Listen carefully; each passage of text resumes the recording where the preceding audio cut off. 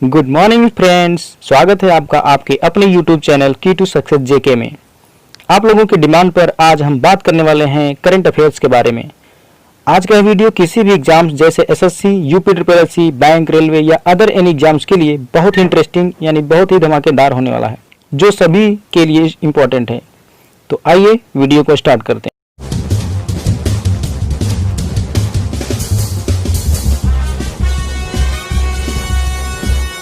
Question number 1, अमेरिकी Democrats party ने निम्न में से किस भारतीय मूल की महिला को उपराष्ट्रपति के उम्मीदवार के लिए चुना है?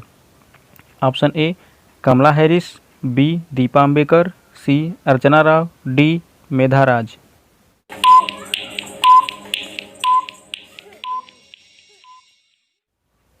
अमेरिका में इस साल नवंबर माह में राष्ट्रपति और उपराष्ट्रपति पद के चुनाव होने हैं। कमला हैरिस भारतीय मूल की अमेरिकी नागरिक है।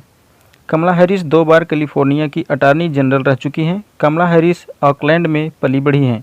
उन्होंने हार्वर्ड यूनिवर्सिटी से स्नातक की डिग्री ली है। इसके बाद कमला ने कैलिफोर्निया यूनिवर्सिटी से कानून की पढ़ाई की है। वे साल 2003 में सैन फ्रांसिस्को की जिला वकील बनी थी। हैरिस ने साल 2017 में कैलिफोर्निया से संयुक्त राज्य सीनेटर के रूप में शपथ ली थी। हाल ही में किस देश ने कोरोना की स्पुतनिक वी वैक्सीन के इस्तेमाल के लिए मंजूरी दे दी है? ऑप्शन ए चीन, बी रूस, सी जापान या डी भारत।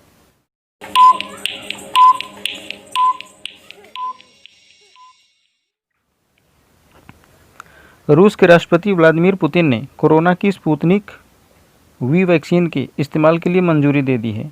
रूस के स्वास्थ्य मंत्री मिखाइल मुरास्को का कहना है कि पहले चरण में वैक्सीन स्वास्थ्य कर्मियों और उसके बाद शिक्षकों को लगाई जाएगी। रूस की कंपनी सिस्टेमा ने उत्पादन शुरू कर दिया है। सरकार की योजना है कि अक्टूबर में वैक्सीन को पूरे रूस में बड़े पैमाने पर लॉन्च कर दिया जाएगा। स्वास्थ्य मंत्री के मुताबिक ट्रेसिंग ऐप भी तैयार हो रहा है, जो लोगों के स्वास्थ्य पर निगरानी रखेगा। ऐप से उन लोगों पर भी नज़र रखी जाएगी जिन्हें ये वैक्सीन लग चुकी है। क्वेश्चन नंबर 3, किस राज्य सरकार ने महिलाओं के कल्याण के लिए YSR चयुता स्कीम को शुरू करने की घोषणा की है? ऑप्शन ए उत्तर प्रदेश सरकार, ऑप्शन बी हिमाचल प्रदेश सरकार, सी आंध्र प्रदेश सरकार, डी मध्य प्रदेश सरकार।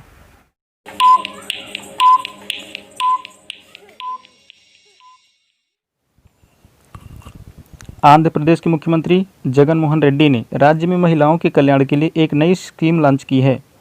मुख्यमंत्री रेड्डी ने YSR चयुता स्कीम 2020 के नाम से एक नई स्कीम की शुरुआत की है। इस योजना के तहत 45 से 60 साल की उम्र की करीब 23 लाख महिलाओं को लाभ दिया जाएगा। राज्य की SC, ST, OBC और अल्पसंख्यक समुदाय ताल्लुक़ रखने वाली महिलाओं को इस योजना का फ़ायदा मिलेगा। इस योजना के तहत महिलाओं को हर साल 18,750 रुपये का इंसेंटिव मिलेगा। इस स्कीम के जरिए महिलाओं को बैंक से 75,000 रुपये तक का ऋण दिया जाएगा। क्वेश्चन नंबर 4, हाल ही में किस संगठन ने भारत में मानसून से सर्वाधिक प्रभावित समुदायों को सहायता देने की घोषणा की है? ऑप्शन ए विश्व बैंक ने, बी संयुक्त राष्ट्र ने, सी ADB ने या डी WHO ने।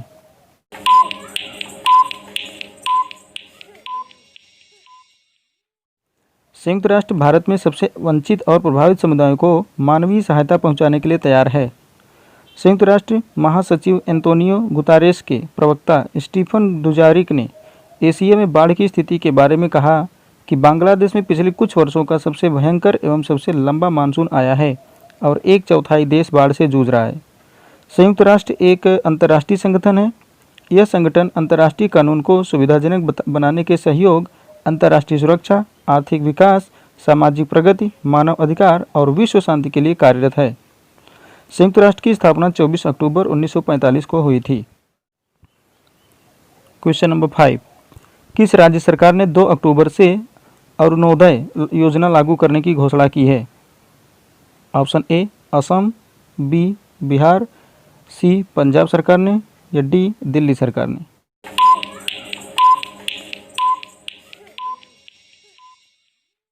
लगभग 17 लाख परिवारों को वित्तीय सहायता उपलब्ध कराने के उद्देश्य से असम सरकार राज्य में 2 अक्टूबर से अरुणोदय योजना लागू करने के लिए पूरी तरह तैयार है। इस योजना के तहत आवश्यक वस्तुएं खरीदने के लिए पात्र परिवारों को 830 रुपये प्रति महीने दिए जाएंगे। असम में यह सबसे बड़ी प्रत्यक्ष लाभ अंतरण योजना होगी। इस योजना से प्रत्येक विधानसभा क्षेत्र के 15 से 17 हजार परिवारों को लाभ पहुंचेगा। अरुणोदय योजना के लिए असम सरकार 210 करोड़ रुपए प्रति महीने वहन करेगी। क्वेश्चन नंबर 6, हाल ही में किस राज्य सरकार ने सूखे, अत्यधिक वर्षा या बिन मौसम बरसात के कारण फसल नुकसान का सामना करने वाले किसानों हेतु एक नई योजना की शुरुआत की है?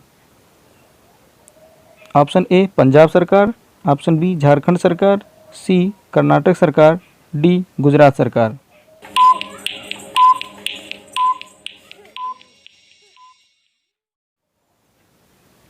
इसके तहत किसानों को उक्त स्थितियों में हुए नुकसान की भरपाई के लिए बिना कोई प्रीमियम दिए मुआवजा मिल सकेगा। गुजरात के मुख्यमंत्री ने कहा कि राज्य सरकार की नई योजना इस वर्ष के लिए प्रधानमंत्री फसल बीमा योजना का स्थान लेगी। हालांकि यह योजना केवल 1 वर्ष के लिए ही लागू होगी। इस योजना के तहत राज्य सरकार कुल 4,500 करोड़ रुपए खर्च करेगी। इस वर्ष खरीफ यानी कि मानसून के मौसम में फसल बोने वाले किसानों को इस योजना के तहत लाभ मिलेगा। क्षतिपूर्ति केवल तभी दी जाएगी जब फसल का नुकसान 33% से अधिक होगा। क्वेश्चन नंबर 7, भारतीय वायुसेना ने 12 अगस्त 2020 को लद्दाख क्षेत्र में HAL द्वारा निर्मित कितने लाइट कॉम्बैट हेलीकॉप्टरों LCH को तैनात किया है? Option A 7, B 2, C 4, D 5।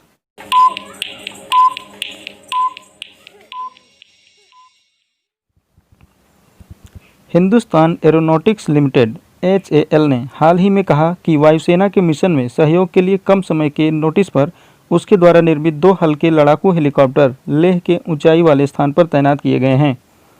सबसे हल्का लड़ाकू हेलीकॉप्टर LCH में 2 इंजन है और यह दुनिया का सबसे हल्का अटैक हेलीकॉप्टर है।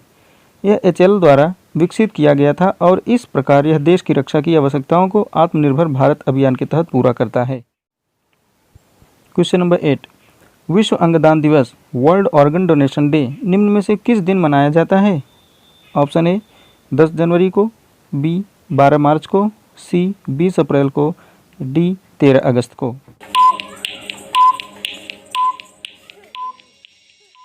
प्रतिवर्ष 13 अगस्त को विश्व अंगदान दिवस के रूप में मनाया जाता है। इसका उद्देश्य अंगदान के बारे में जागरूकता फैलाना है। अंगदान और प्रत्यारोपण मानव अंग प्रत्यारोपण अधिनियम THO 1994 के अंतर्गत आता है, जो फरवरी 1995 से लागू हुआ था। अंगदान के अंतर्गत अंगदाता ऑर्गन डोनर के अंगों जैसे कि हृदय, लीवर, गुर्दे, आंत, फेफड़े और अग्न्याशय का दान उसकी मृत्यु के पश्चात जरूरतमंद व्यक्ति में प्रत्यारोपित करने के लिए किया जाता है। क्वेश्चन नंबर 9, हाल ही में किस राज्य का नगर निगम शहरी निवासियों को वन अधिकार पत्रक प्रदान करने वाला पहला राज्य बन गया है? ऑप्शन ए बिहार राज्य, बी कर्नाटक राज्य, सी छत्तीसगढ़ राज्य या डी राजस्थान राज्य।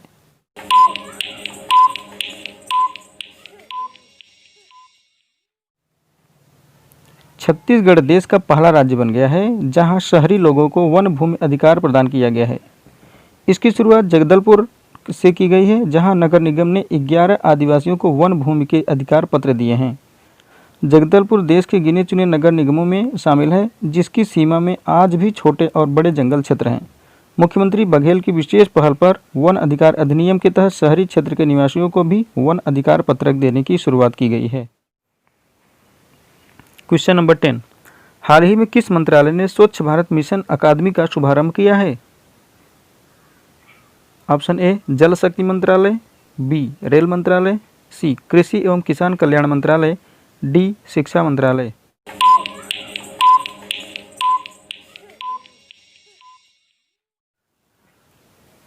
केंद्रीय जल मंत्री गजेंद्र सिंह शेखावत द्वारा स्वच्छ भारत मिशन अकादमी का शुभारंभ किया गया है। SBM एकेडमी को मौजूदा सप्ताह भर के व्यवहार परिवर्तन अभियान गंदगी मुक्त भारत के दौरान लॉन्च किया गया। स्वच्छ भारत मिशन अकादमी फ़ोन आधारित एक अकादमी है और यह 60 मिनट का एक मॉड्यूल ऑफर करती है, जो एक IVR आधारित प्रशिक्षण पाठ्यक्रम है। क्वेश्चन नंबर 11, अमेरिका के राष्ट्रपति ट्रंप की सहायता से संयुक्त अरब अमीरात UAE और किस देश के बीच 13 अगस्त 2020 को ऐतिहासिक शांति समझौता किया गया? ऑप्शन ए इजराइल के साथ, ऑप्शन बी पाकिस्तान के साथ, सी बांग्लादेश के साथ, डी जापान के साथ।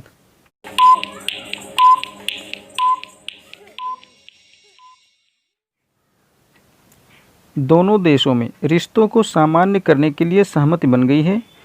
इस समझौते के तहत इजरायल ने फिलिस्तीन के वेस्ट बैंक इलाके में अपनी दावेदारी छोड़ने को तैयार हो गया है। वहीं यूएई इजरायल से पूर्ण राजनयिक संबंध बहाल करने को राजी हो गया। ऐसा करने वाला वह पहला खाड़ी देश बन गया है। क्वेश्चन नंबर 12, सुप्रीम कोर्ट ने हाल ही में किस वरिष्ठ वकील को अवमानना मामले में दोषी करार दिया है? ऑप्शन ए अनुपम पाल दास को, बी प्रशांत भूषण को, सी गौरव भाटिया को, डी इंदिरा जयसिंह को।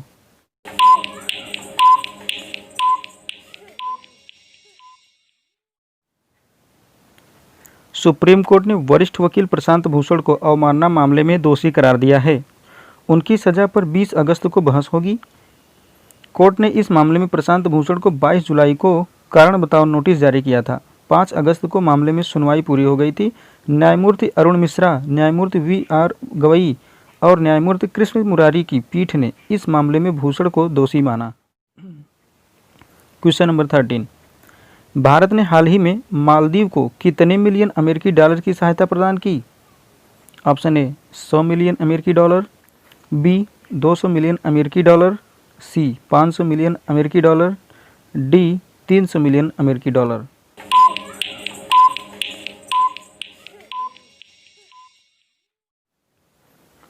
भारत के विदेश मंत्री एस जयशंकर ने घोषणा की कि भारत सरकार मालदीव को 100 मिलियन अमेरिकी डॉलर का अनुदान और 400 मिलियन अमेरिकी डॉलर का ऋण प्रदान करेगी। इस धनराशि का उपयोग कनेक्टिविटी परियोजनाओं के लिए किया जाएगा। भारत की वित्तीय सहायता से मालदीव में लागू की जाने वाली यह परियोजना मालदीव में सबसे बड़ी बुनियादी ढांचा परियोजना होगी। यह 6.7 किलोमीटर की पुल निर्माण परियोजना है जो माले को मालदीव में 3 अन्य पड़ोसी द्वीपों विलिंगली, गुलिफाहू और थिलाफुशी से जोड़ेगी। क्वेश्चन नंबर 14, निम्न में से किस देश ने उन्नत मिसाइल रक्षा प्रणाली एरो 2 का सफल परीक्षण किया? ऑप्शन ए पाकिस्तान ने, बी जापान ने, सी रूस ने, डी इजरायल ने।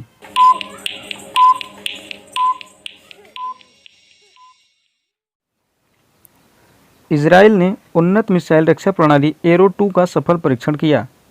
मिसाइल का विकास लेबनान और गाजा से दागे जाने वाले मध्यम दूरी के रॉकेटों के खिलाफ किया गया है। साल 2019 में संयुक्त राज्य अमेरिका और इजरायल ने संयुक्त रूप से अलास्का में सफलतापूर्वक एरो 3 का परीक्षण किया। इस प्रणाली को इजरायल एरोस्पेस इंडस्ट्रीज और अमेरिकी कंपनी बोइंग द्वारा विकसित किया गया था। क्वेश्चन नंबर 15, आवास और शहरी मामलों के मंत्रालय ने हाल ही में किस योजना के तहत राज्यों की रैंकिंग जारी की है? ऑप्शन ए अमृत योजना के तहत, ऑप्शन बी उज्ज्वला योजना के तहत, सी जनधन योजना के तहत, डी स्वदेश दर्शन योजना के तहत।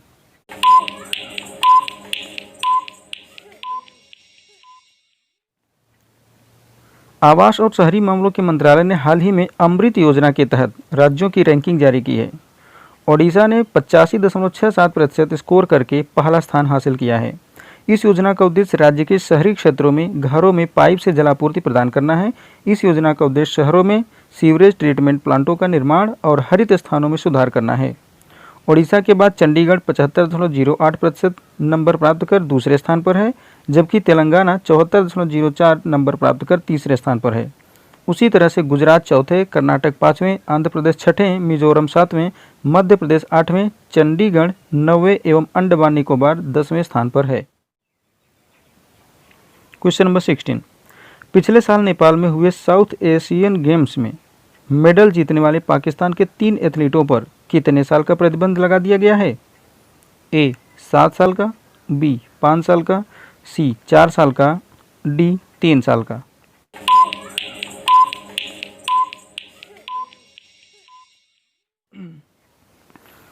पाकिस्तान के 3 खिलाड़ियों के डोप टेस्ट में फेल होने के बाद उनके पिछले साल के साउथ एशियाई गेम्स के मेडल वापस ले लिए गए हैं। इसके साथ ही तीनों एथलीटों पर 4 साल का प्रतिबंध भी लगा दिया गया है। इनमें से 2 एथलीट ऐसे हैं जिन्होंने पिछले साल के गेम्स में गोल्ड और एक ने ब्रॉन्ज जीता था। इन खिलाड़ियों पर 4 साल का बैन 3 दिसंबर 2019 से लागू हो गया है, जो 2 दिसंबर 2023 तक रहेगा। नियम के मुताबिक तीनों से पदक छीनकर उनके पीछे रहने वाले एथलीटों को दिए जाएंगे।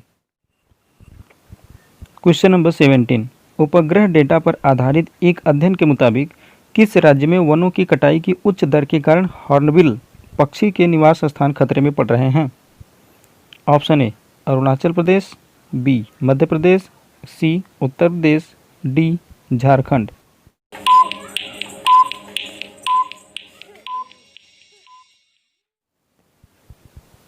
उपग्रह डेटा पर आधारित यह अध्ययन 862 वर्ग किमी के क्षेत्रफल में फैले पापुम रिजर्व फॉरेस्ट में किया गया है। पापुम रिजर्व फॉरेस्ट में वनों की कटाई की वार्षिक दर 8.2 वर्ग किमी है। पापुम रिजर्व फॉरेस्ट बड़ी, रंगीन और फल खाने वाली हॉर्नबिल की 3 प्रजातियों ग्रेट पुष्पांजलि और ओरिएंटल चितकबरा का निवास स्थान है। क्वेश्चन नंबर 18, हाल ही में किस देश की सुमात्रा द्वीप पर माउंट सिनाबंग ज्वालामुखी में पुनः उद्गार हुआ है? Option A Indonesia, option B Bangladesh, C Pakistan, D Malaysia.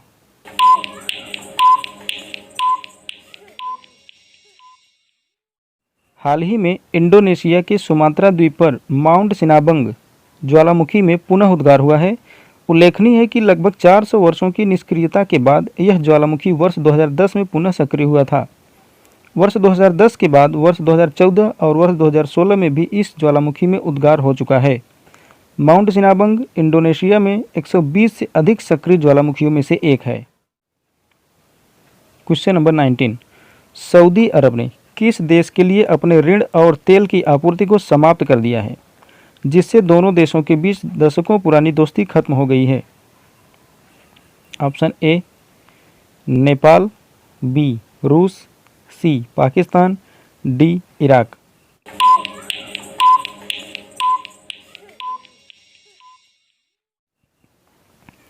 Saudi अरब ने पाकिस्तान से दशकों पुराने रिश्ते तोड़ने का ऐलान कर दिया है। सऊदी ने पाकिस्तान को कर्ज और तेल की आपूर्ति रोकने की आधिकारिक पुष्टि की। वहीं सऊदी अरब ने पाकिस्तान को 7,482 करोड़ रुपए कर्ज लौटाने को भी कहा। सऊदी ने पाकिस्तान को 2018 में 6.2 अरब डॉलर का कर्ज दिया था। इसमें से 3 अरब डॉलर पेट्रोलियम पदार्थ लेने व उसके भंडारण के लिए दिया था। क्वेश्चन नंबर 20, हाल ही में किस देश ने कोविड-19 के प्रकोप का मुकाबला करने के लिए एंटीगुआ और बारबुडा को $1 मिलियन अमेरिकी डॉलर की राशि दी? ऑप्शन ए भारत, बी चीन, सी जापान और डी फ्रांस।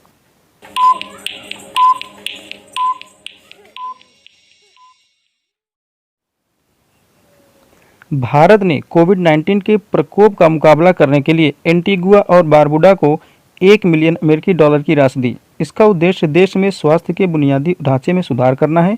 भारत ने कैरीकॉम के तहत कैरिबियाई समुदाय को इस सहायता राशि की पेशकश की है। कैरिबियन क्षेत्र में 20 विकासशील देशों का एक समूह है। कैरीकॉम का गठन 1973 में किया गया था। इसके 15 सदस्य हैं। कैरीकॉम सिंगल मार्केट का उद्देश्य अधिक से अधिक और बेहतर अवसर प्रदान करने के क्षेत्र में लोगों को लाभान्वित करना है। क्वेश्चन नंबर 21, विश्व हाथी दिवस वर्ल्ड एलिफेंट डे निम्न में से किस दिन मनाया जाता है? ऑप्शन ए 10 जनवरी को, ऑप्शन बी 12 मार्च को, ऑप्शन सी 14 अप्रैल को, ऑप्शन डी 12 अगस्त को। थोड़ा ऑप्शन को ध्यान दीजिएगा, ए बी सी डी थोड़ा आगे पीछे हो गया है।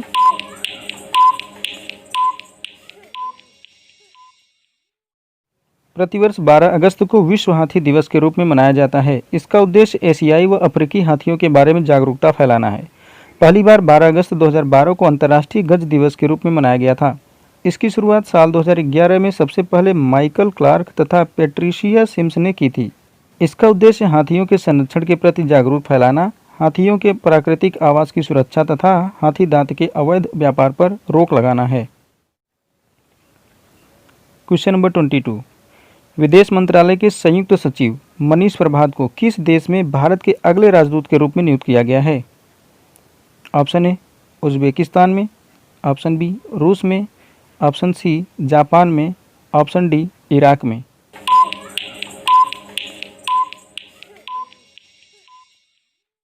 विदेश मंत्रालय के संयुक्त सचिव मनीष प्रभात को उज्बेकिस्तान में भारत के अगले राजदूत के रूप में नियुक्त किया गया है। विदेश मंत्रालय के अनुसार 13 मार्च 2019 को संतोष झा को उज्बेकिस्तान गणराज्य में भारत के अगले राजदूत के रूप में नियुक्त किया गया था। इसके पहले संतोष झा भारत के दूतावास वाशिंगटन डीसी यूएसए के उप प्रमुख के रूप में काम कर रहे थे। मनीष प्रभात अब संतोष झा की जगह लेंगे। क्वेश्चन नंबर 23, केंद्र सरकार ने निम्न में से किस राज्य के कुछ हिस्सों में 15 अगस्त से 4G सेवा के ट्रायल की शुरुआत करने की घोषणा की है? ऑप्शन ए झारखंड में, ऑप्शन बी जम्मू कश्मीर में, ऑप्शन सी छत्तीसगढ़ में, ऑप्शन डी हिमाचल प्रदेश में।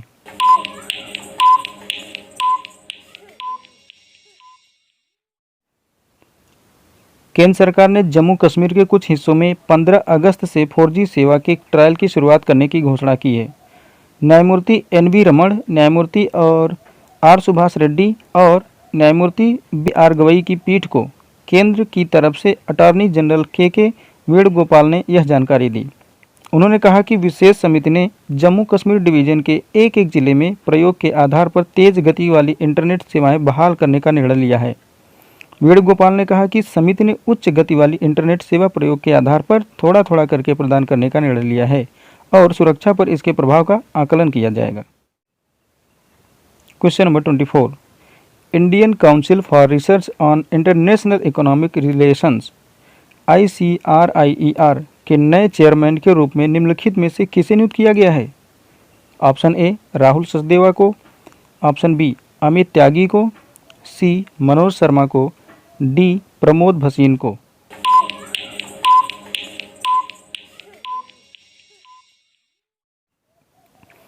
Indian council for research on international economic relations ICRIER के नए चेयरमैन के रूप में प्रमोद भसीन को नियुक्त किया गया है।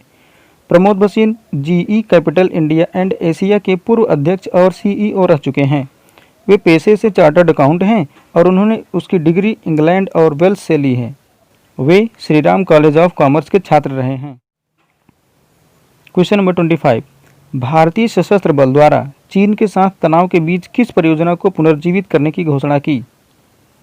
Option A project cheetah, option B project lion, option C project Aman, option D project Surya.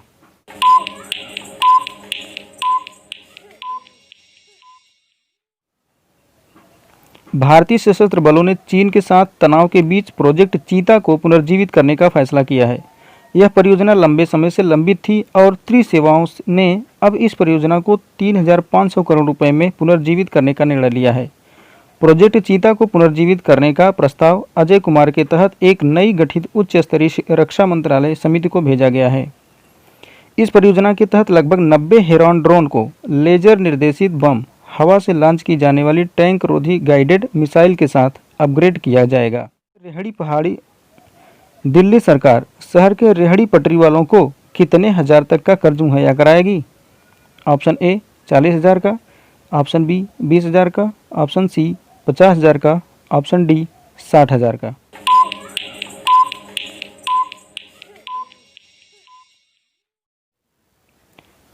Delhi की गतिविधियों में तेजी लाने व लोगों को आर्थिक मदद देने के मकसद से दिल्ली सरकार रेहड़ी पटरी वालों को 20,000 रुपये तक का कर्ज उपलब्ध कराएगी। इसमें सब्जी व फल विक्रेता भी शामिल होंगे। दिल्ली सरकार के SC/ST अल्पसंख्यक विभाग की एक बैठक में यह फैसला लिया गया है। इस फैसले से 1 लाख से अधिक पंजीकृत रेहड़ी पटरी वालों को फायदा होगा। सरकार का कहना है कि जल्द ही इस योजना को जमीन पर उतारने का काम शुरू कर दिया जाएगा। क्वेश्चन नंबर 27, फोर्ब्स की दुनिया में सर्वाधिक कमाई करने वाले टॉप 10 अभिनेताओं की सूची में निम्न में से कौन इकलौते भारतीय शामिल हैं? Option A Akshay Kumar, option B Sanjay Dutt, option C Hrithik Roshan, option D Ajay Devgan.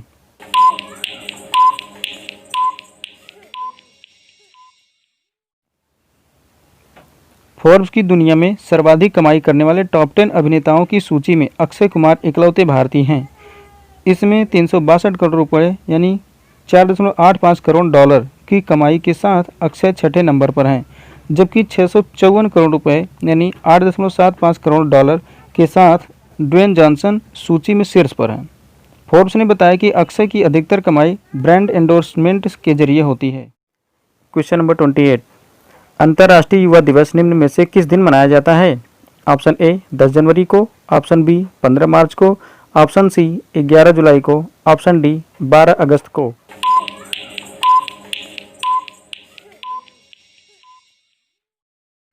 प्रत्येक साल 12 अगस्त को अंतर्राष्ट्रीय युवा दिवस इंटरनेशनल यूथ डे मनाया जाता है।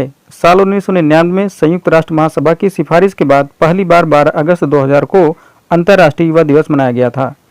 युवा दिवस का मुख्य उद्देश्य सामाजिक, आर्थिक और राजनीतिक मुद्दों से लेकर तमाम अन्य विषयों पर युवाओं की भागीदारी और उनके विचारों पर चर्चा करना है। इस साल विश्व युवा दिवस की थीम वैश्विक कार्य के लिए युवाओं की भागीदारी, youth engagement for global action थी। क्वेश्चन नंबर 29, किस प्रसिद्ध उर्दू कवि का 70 वर्ष की आयु में इंदौर में 11 अगस्त 2020 को कोविड-19 में इलाज के दौरान निधन हो गया? Option A Rahat Indori, option B Javed Akhtar, option C Ahmad Faraz, option D इनमें से कोई नहीं।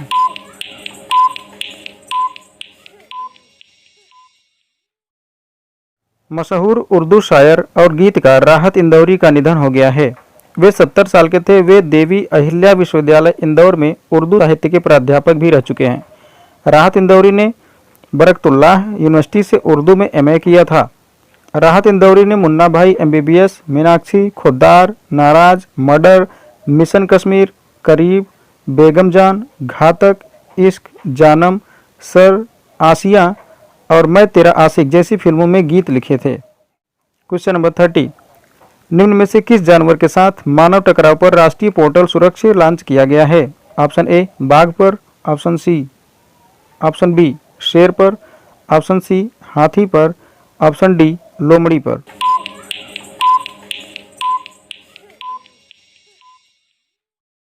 राष्ट्रीय पोर्टल सुरक्षा मानव हाथी संघर्ष से संबंधित है। इस पोर्टल का उद्देश्य वास्तविक समय पर जानकारी के संग्रह और सही समय पर मानव हाथी टकराव के निपटान का प्रबंधन भी करेगा। यह पोर्टल डाटा संग्रह प्रोटोकॉल, डाटा ट्रांसमिशन पाइपलाइन और डेटा विजुअलाइजेशन टूल सेट करने में भी मदद करेगा। विश्व हाथी दिवस का लक्ष्य हाथी संरक्षण पर लोगों में जागरूकता पैदा करना और जंगली तथा पालतू हाथियों के बेहतर संरक्षण और प्रबंधन के लिए जानकारी और सकारात्मक समाधानों को साझा करना है। उम्मीद करता हूं कि ये 30 क्वेश्चंस आपके लिए इम्पोर्टेंट और हित में होंगे। अब मैं आपसे क्वेश्चन कर रहा हूं जिसका आंसर आपको कमेंट बॉक्स में कमेंट करके बताना है। फोर्ब्स की दुनिया में सर्वाधिक कमाई करने वाले टॉप 10 अभिनेताओं की सूची में निम्न में से कौन इकलौते भारतीय शामिल हैं? ऑप्शन आपके सामने है, इसका जवाब कमेंट बॉक्स में जल्दी से आपको देखकर बताना है। अगर आप इस चैनल पर नए हैं तो इससे सब्सक्राइब करके बेल आइकन को प्रेस जरूर करें ताकि हमेशा आने वाली वीडियो की नोटिफिकेशन आपको मिलती रहे। अगर आपने इस वीडियो को लाइक नहीं किया है तो लाइक करके अपने फ्रेंड्स के पास शेयर जरूर कर दें। तो आज के लिए बस इतना ही। अब हम आपसे मिलेंगे नेक्स्ट वीडियो में एक और इंटरेस्टिंग और धमाकेदार अपडेशन के साथ। तब तक के लिए